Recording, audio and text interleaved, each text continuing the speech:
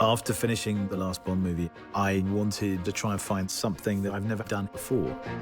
And I kept reading scripts and there was nothing that I wanted to do. And eventually my agent and Pippa, who's producing this movie, said, why don't you just write your own script? And I made a lot of fuss about, I don't write, They said, just try.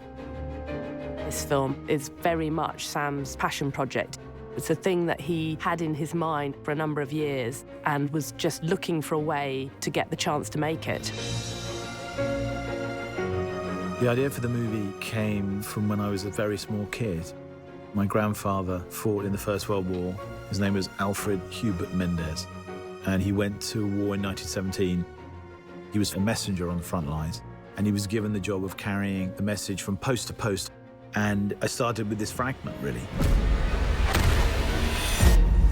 Cut. Very good. Blake, pick a man, bring your kit.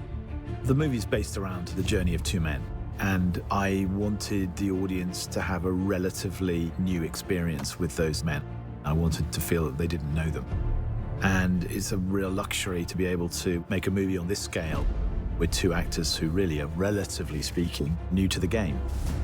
George MacKay and Dean-Charles Chapman, who are playing Schofield and Blake, both of them are extraordinary young actors.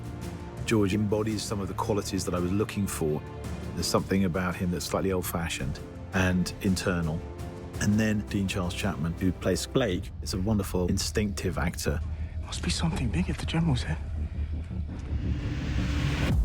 You have a brother in the 2nd Battalion. Yes, sir.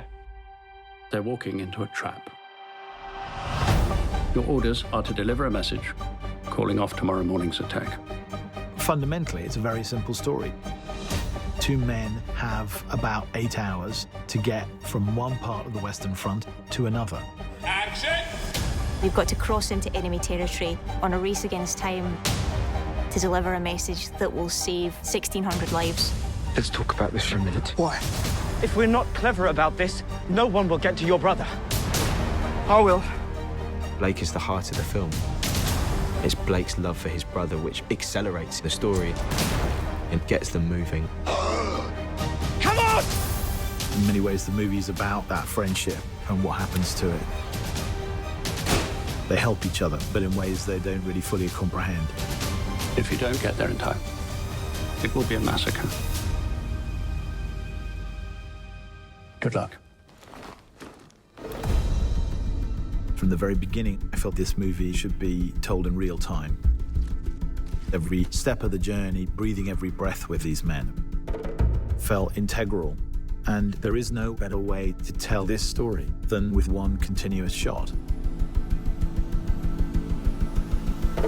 From the first moment I talked to Sam about the idea of it as a one-shot movie, I knew it was going to be really immersive. Stay low. It's meant to make you feel that you are in the trenches with those two young men.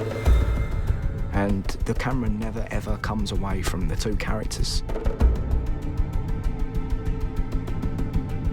Sometimes you have a camera being carried by an operator, hooked onto a wire, and the wire carries it across more land, and it's unhooked again. That operator runs with it, then steps onto a small Jeep, which carries him another 400 yards, and he steps off it again and goes round a corner. There's always that sort of get-out-of-jail card that you have with the movie. Well, we might be able to cut around this, or we might take that scene out. That's not possible on this film. The dance of the camera and the mechanics all have to be in sync with what the actor's doing. It's like a piece of theatre every take. Once it starts, it can't stop. If something goes wrong, you just have to keep going. And there were so many scenes that I just completely got lost in. I'm sorry! Royal Commission. Send me through! Orders from the General. Sometimes a scene was 6 minutes long, and when they'd call cut, I would completely forget who I was, and I was Blake. If you told it in a conventional way, I don't think you would have felt the energy. You're always moving forward. You never go back. And the planning was absolutely key.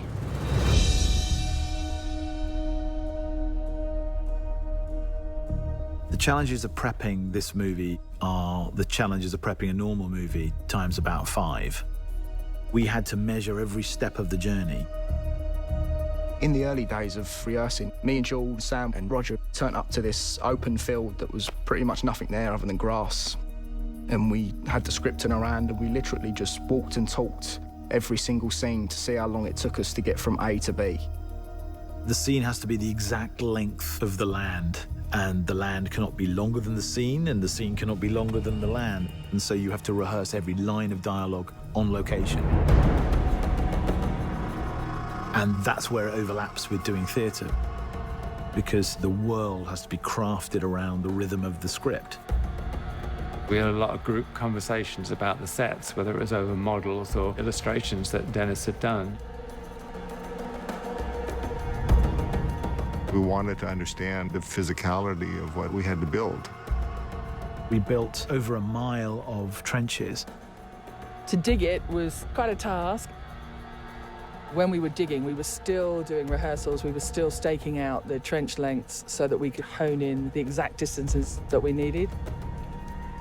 You almost have to change the way you think about how we view movies as a viewer and how we make movies as a filmmaker.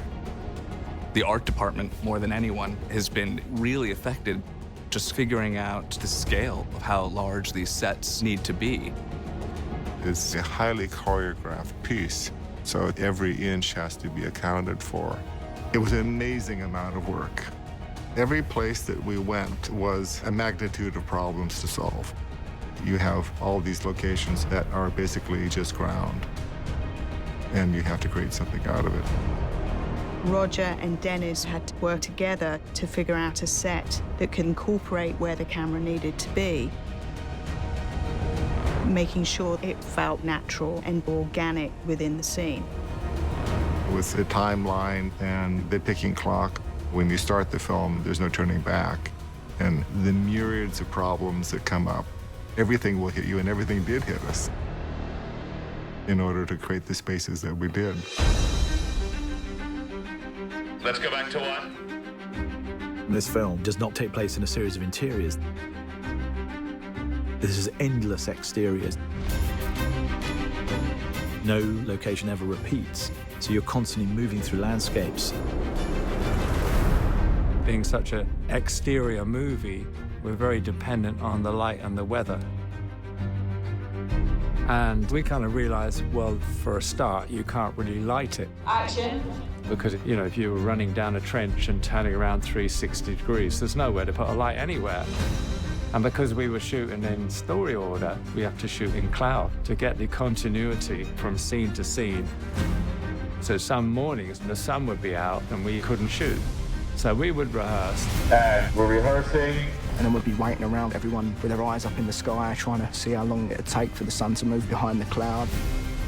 And as soon as it comes over, you've got this 5-minute window. Everyone would be like, come on, go, go, go. Go, go, go!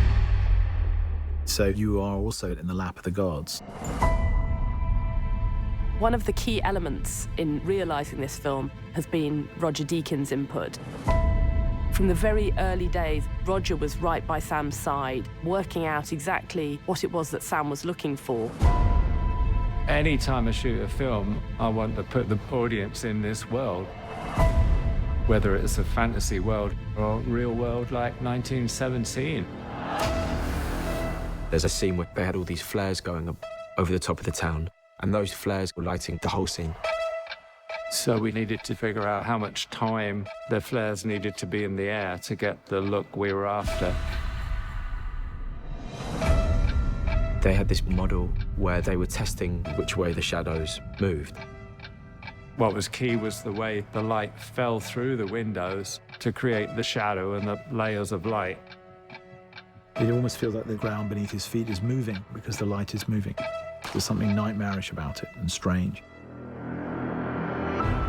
What Roger Deakins has done with this film is amazing. Some of the camera work just blew my mind. Roger is always so inventive. It was like no other form of filmmaking that I've ever experienced before. You have to construct a journey for the camera that's every bit as interesting as the journey of the actor. What I wanted was one ribbon, like a snake, moving forward, in which the information that you needed happened to fall in front of where the camera was pointing. The fact that we're moving always forward, it does have a compound effect, a gradual growing menace.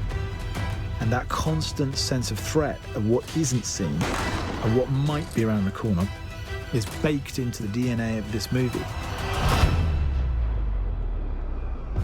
There is only one way this war ends. Last man standing. It's really important that we don't forget the people who fought in the First World War. There's a duty to remember them and remember what they did. The things that these soldiers go through are horrendous. It's intimate in a way that I don't think any other war movie I've seen is. Until you actually see it on a screen, you don't really realize how immersive it is and how that technique kind of draws you into it. For me, engagement is very important, and that is behind the way in which we've decided to shoot this film. At the end of the day, you just hope you made something special that people feel personally about. When you achieve that, it's really beautiful and exhilarating.